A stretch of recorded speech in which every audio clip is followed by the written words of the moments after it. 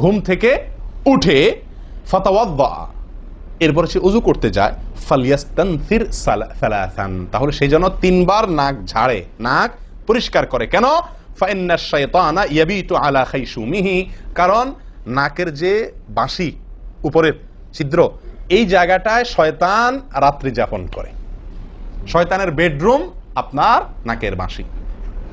বুঝতে পারছেন? শয়তানের বেডরুম হলো আমাদের নাকের বাঁশি। নবী সাল্লাল্লাহু আলাইহি ওয়াসাল্লাম বলছেন এই জায়গাটা সে অবস্থান নেয় এবং এই জায়গায় গিয়া মোটামুটি আমাদেরকে ব্রেন ওয়াশ করে যে শুয়ে থাক, আরাম কর, যত ওয়াসওয়াসা দেওয়া দরকার, তার যে ডিউটি সেটা সে পালন করে, কুকামের যত বুদ্ধি দেওয়া দরকার, কিন্তু তার এই ঘাঁটি হলো আমাদের নাকের বাঁশি।